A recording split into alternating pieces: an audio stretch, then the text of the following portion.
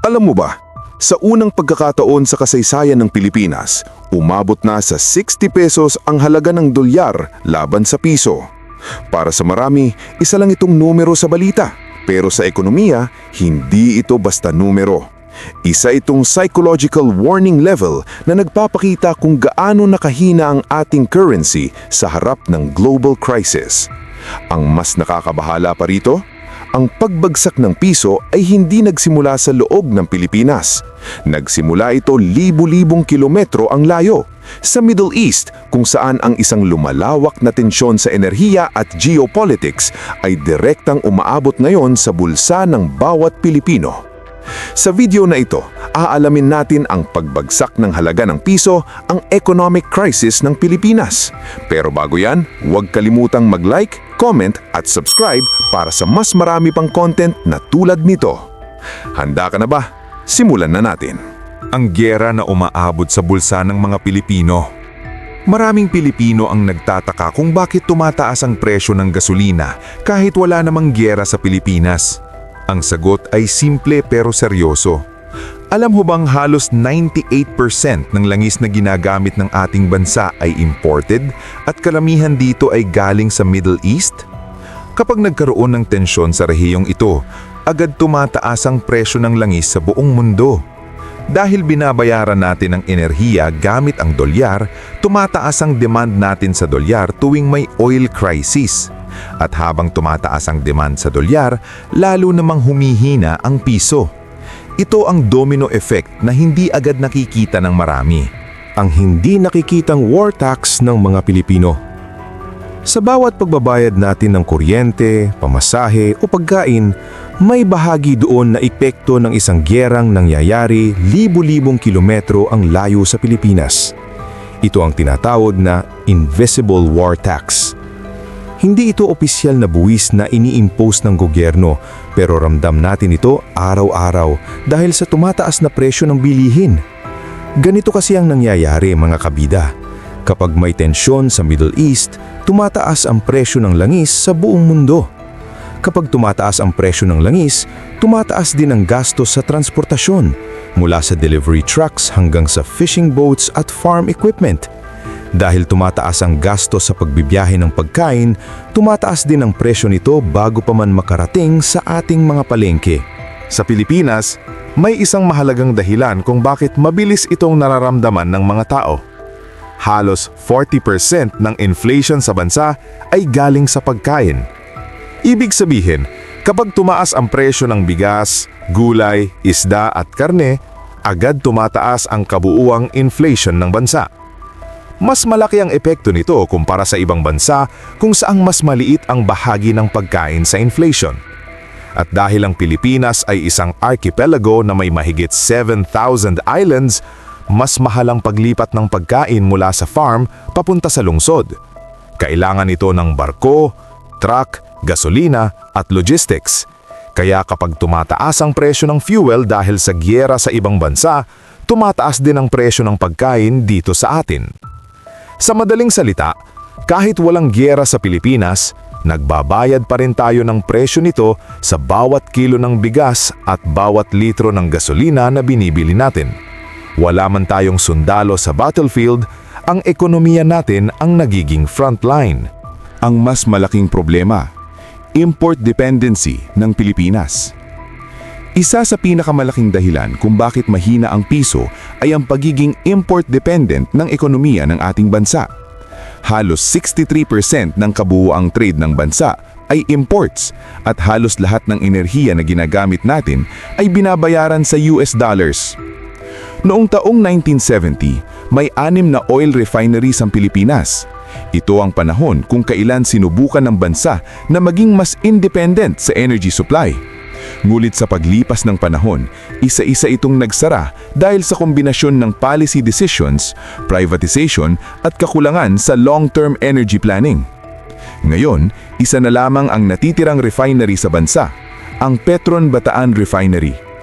Dahil dito, limitado ang kakayahan ng Pilipinas na pumili kung saan bibili ng mas murang langis at kung paano ito ipoproseso.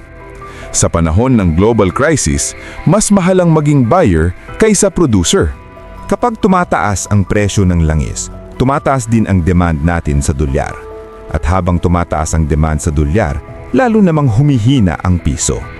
Ito ang tinatawag na currency pressure loop na mahirap takasan para sa isang bansang umaasa sa imported energy. May isang global system na bihirang ipaliwanag sa mainstream discussion, ang tinatawag na petrodollar system. Sa sistemang ito, halos lahat ng oil trade sa mundo ay tinagawa gamit ang US dollar. Ibig sabihin, kahit anong bansa ang gustong bumili ng enerhiya, kailangan muna nitong mag-ipon ng dolyar. Para sa Pilipinas na halos lahat ng oil ay imported, nangangahulugan ito na tuwing tumataas ang presyo ng langis, napipilitan tayong magpalit ng mas maraming piso para lang makabili ng parehong supply ng enerhiya. Ito ang isa sa mga pangunahing dahilan kung bakit bumabagsak ang halaga ng piso kapag may energy crisis. Ang posibleng mangyari kung magpapatuloy ito. Kapag patuloy na humina ang piso, may chain reaction itong epekto sa buong ekonomiya. Mas mahal ang imports, mas mahal ang pagkain, mas mahal ang kuryente, at mas mahal ang utang.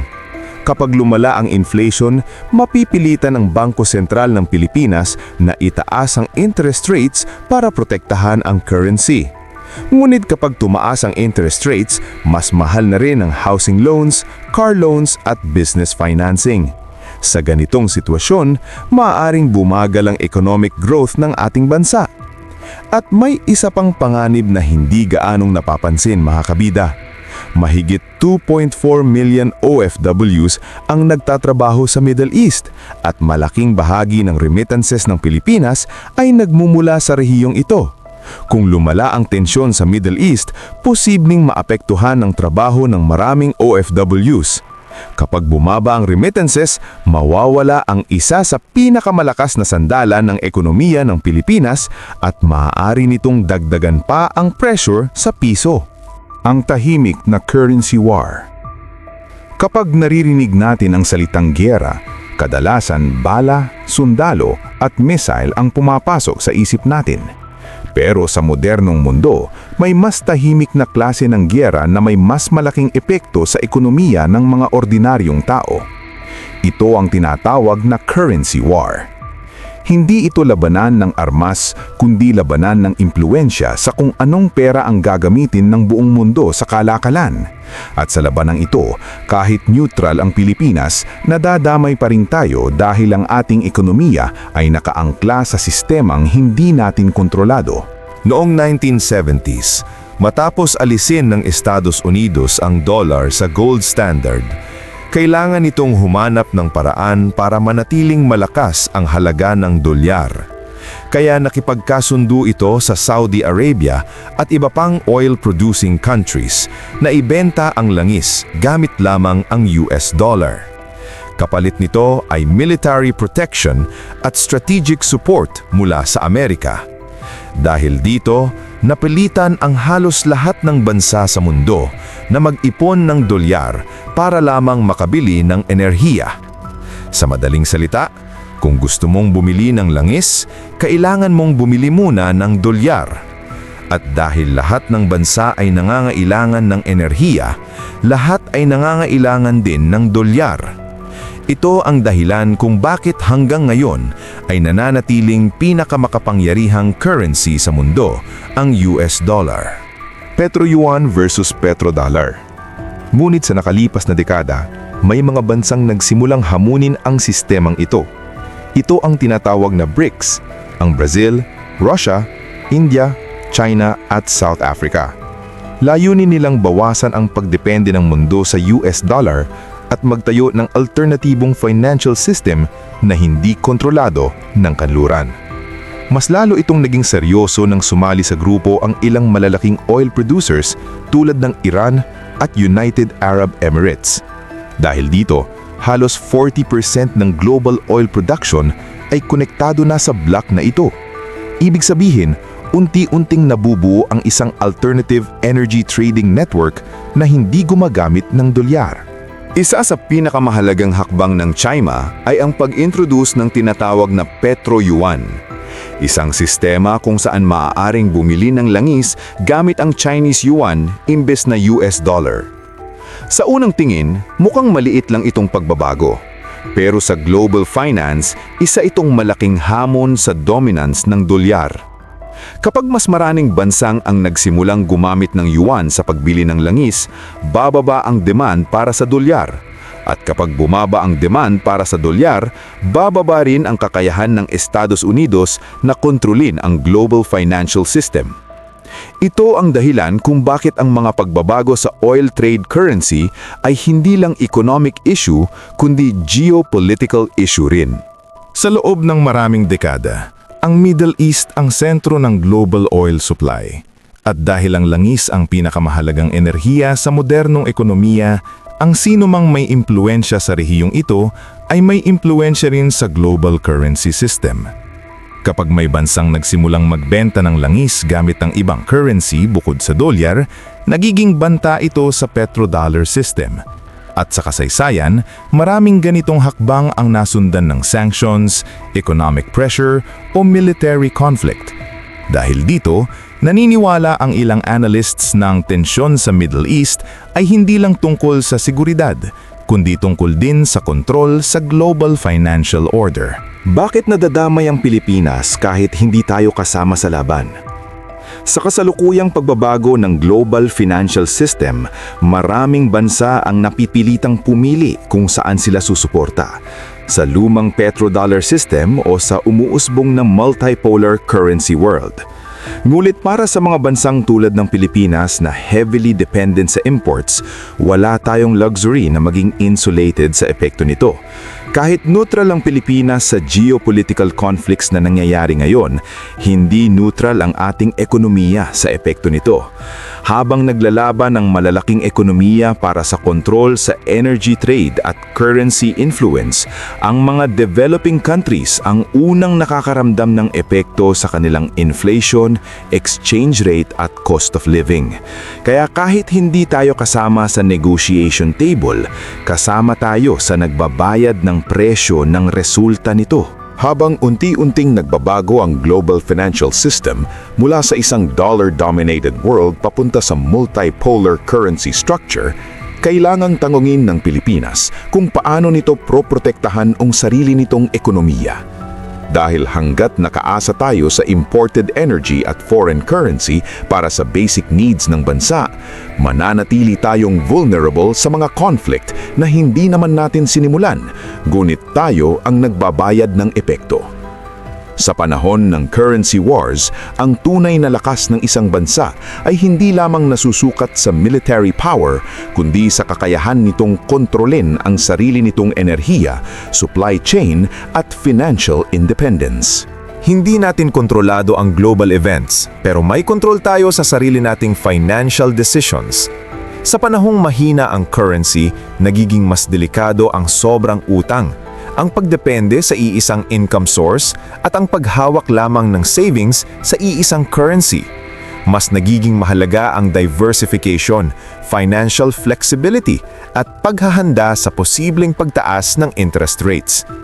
Sa panahon ng economic uncertainty, ang may plano ang may mas malaking chance na makalampas sa krisis. Ang tunay na tanong ngayon ay hindi lang kung bakit bumagsak ang piso. Ang mas mahalagang tanong ay kung handa ba ang Pilipinas sa susunod na global energy crisis.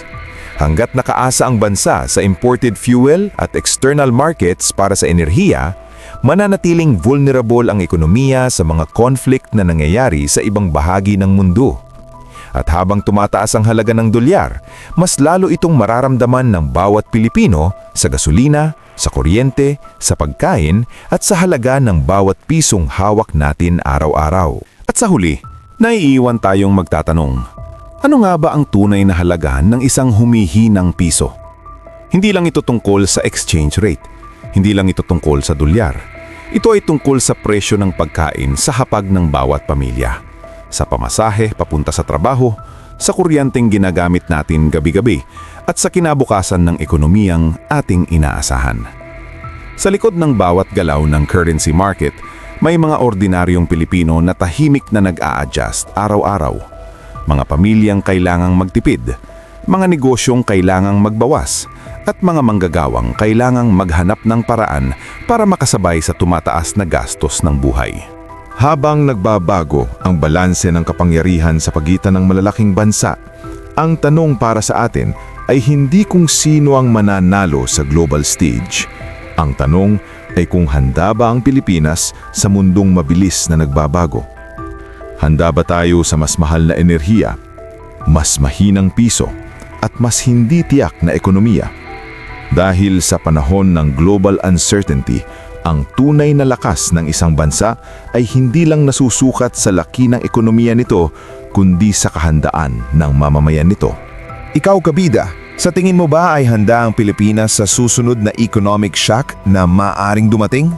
I-comment mo ang opinion mo sa baba. At kung nakatulong sa iyo ang video na ito, huwag kalimutang mag-like, mag-comment at mag-subscribe for more contents like this. Maraming salamat sa panonood. Hanggang sa muli, kabida!